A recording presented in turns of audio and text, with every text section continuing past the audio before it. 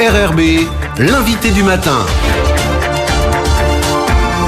Bonjour Gilles Ménage. Bonjour Lionel Sabot. Votre invité ce matin, Fabienne Savreux, magistrate déléguée à l'aide au droit et à l'aide aux victimes. Fabienne Savreux, bonjour. Bonjour. Et merci d'avoir accepté notre invitation ce matin. Vous êtes magistrate déléguée à l'accès au droit et à l'aide aux victimes. Et ce 21 février, le ministère de la Justice relaie pour la première fois la journée européenne d'aide aux victimes. Première question toute simple. Pourquoi une journée d'aide aux victimes ? Est-ce que ça veut dire que la justice ne s'intéressait pas aux victimes jusqu'à présent ? Non, pas du tout. Alors d'abord une petite précision, ça n'est pas seulement le ministère de la Justice qui a eu l'initiative de fêter cet événement. C'est une volonté du Premier ministre et donc c'est une journée d'ailleurs qui a lieu tous les ans au niveau européen le 22 février, mais nous souhaitions que ça soit en semaine, donc le ministère de la Justice commémore cet événement le 21 février, le 24 février, pardon. Est-ce que ça veut dire que nous ne nous occupions pas des victimes préalablement ? Non, pas du tout. Pas du tout. En réalité, ces évolutions de société se font sur un temps très long. Depuis maintenant plusieurs décennies, le ministère de la Justice considère qu'il est de son rôle d'aider, de prendre en charge, d'accompagner les victimes. Mais tout ça s'est fait au niveau de la société très lentement. Ces dernières années, avec beaucoup plus de force. Sur le territoire, des événements très importants se sont passés en 2019. Je pense à l'installation du CLAV, c'est-à-dire le comité local d'aide aux victimes et le Grenelle sur les violences conjugales. Deux événements qui vraiment ont marqué l'histoire de l'aide aux victimes sur ce territoire. Est-ce que ça veut dire qu'il y a eu d'un seul coup une prise de conscience, un maillage plus important, un sens des responsabilités qui est apparu d'un seul coup de l'ensemble des partenaires institutionnels, politiques, coutumiers ? Oui, pour faire simple, on a compris qu'on ne pouvait réellement aider, accompagner, soutenir, changer la vie des victimes qu'en travaillant ensemble. Et le résultat se fait déjà sentir. J'ai participé cette semaine à une réunion du comité technique du CLAV et je peux vous dire que déjà, au bout de quelques mois, on voit les résultats.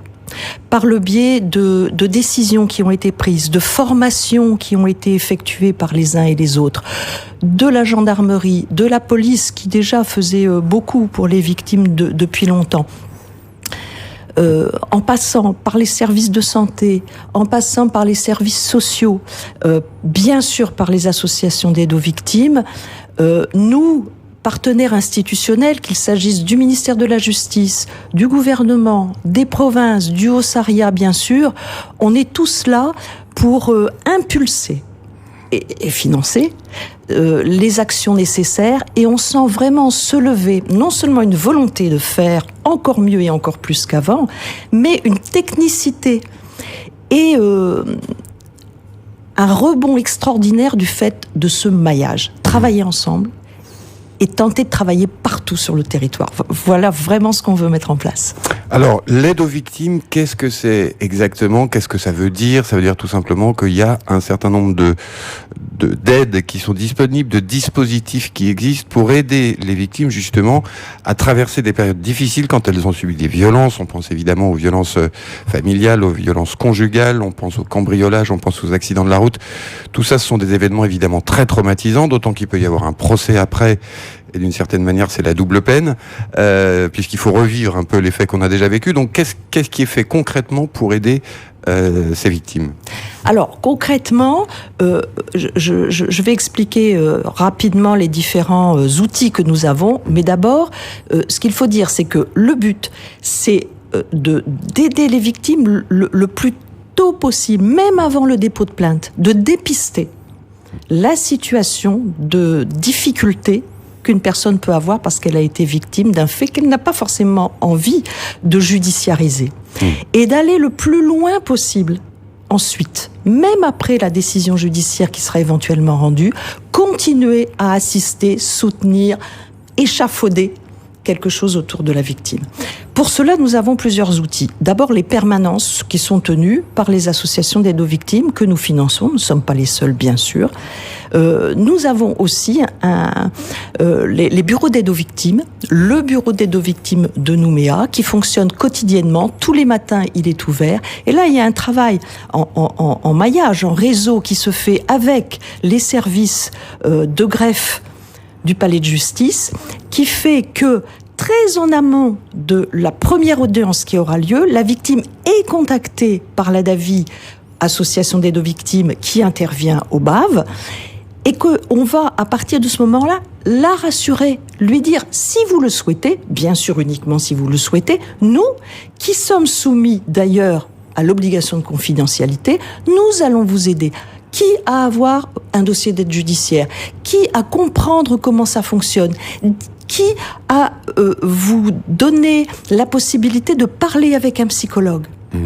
Et on va aller même plus loin que cela, c'est-à-dire que si on sent que la victime est particulièrement fragilisée, et ça, même au niveau du commissariat ou du service de gendarmerie, eh bien, on va mettre encore plus d'énergie, et ça c'est financé de façon spéciale sur des mesures qui s'appellent les mesures EVI, pour assister avec beaucoup plus de temps cette victime qui est en difficulté. Oui, ça veut dire qu'il y a une évaluation, c'est le système EVI, une évaluation psychologique de la victime pour savoir si vraiment elle est en grave danger. On sait qu'il y a un autre dispositif qui est nouveau, c'est le fameux TGD, le téléphone grave danger. Alors ça, expliquez-nous un petit peu ce que c'est.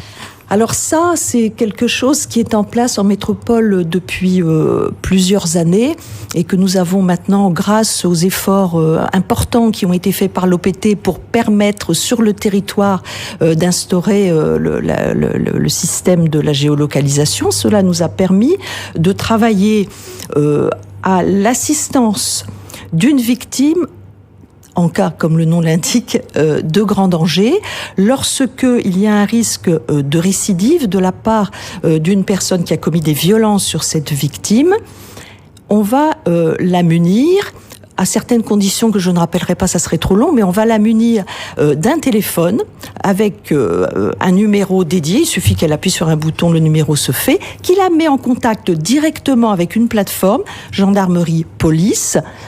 Et donc, on va détecter immédiatement le nom de la victime et où elle se trouve. Et là, immédiatement, les services de police ou de gendarmerie peuvent intervenir.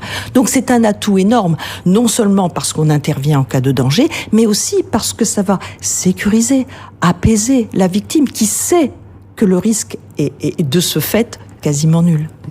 Fabienne Savreux, ce 21 février, c'est aussi jour de rentrée solennelle de la Cour d'appel. C'est une manifestation tout à fait solennelle, en effet, puisque c'est l'occasion aussi pour le procureur général de définir la politique pénale de la Cour. Aujourd'hui, le bureau d'aide aux victimes sera ouvert au palais de justice de 12h15 à 15h pour tous ceux qui voudraient, non pas consulter, mais comprendre comment ça fonctionne. Et là, les fonctionnaires seront là pour répondre à toutes leurs questions. Les associations, je n'ai pas parlé, je souhaite le faire, de l'association SOS Violences Sexuelles, qui, comme la DAVI, fait un travail remarquable sur le territoire. Elle sera présente parce qu'elle intervient, bien sûr, immédiatement dès que la DAVI dit, voilà, il y a quelque chose à faire sur ce point. Tout le monde sera là, les fonctionnaires qui, je vous assure, donnent vraiment tout leur temps, toute leur disponibilité et tout leur cœur à ce travail de maillage autour des victimes. Alors, qui dit audience solennelle, dit aussi chiffres, puisqu'on s'attend évidemment à beaucoup de chiffres. Est-ce que on a une idée déjà des améliorations qui ont pu être constatées depuis que l'aide aux victimes existe en Calédonie ? On le sait parce que plus de plaintes sont déposées. Ça veut dire que la parole se libère d'une certaine manière. La parole se libère. Après, il est très difficile de dire il y a moins de faits qu'avant, puisque on sait que dans cette matière-là, il ne s'agit pas seulement de notre territoire, c'est universel. La parole est très difficile à libérer. Et vraiment, si je peux faire passer un message, c'est de dire aux victimes de violences intrafamiliales. Alors là, je précise mon propos parce que bien sûr, victime, vous l'avez dit aux prémices de notre discussion, c'est beaucoup plus large que ça. Mais je voudrais dire à ces victimes-là, n'ayez surtout pas peur d'ouvrir la porte d'un bureau d'aide aux victimes. Vous serez libre de faire ce que vous voudrez après. C'est confidentiel, mais on ne peut pas être seul quand on est victime. On n'y arrive pas. Fabienne Savreux, magistrate déléguée à l'accès au droit et à l'aide aux victimes, merci d'avoir accepté notre invitation ce matin. Je vous en prie, merci à vous.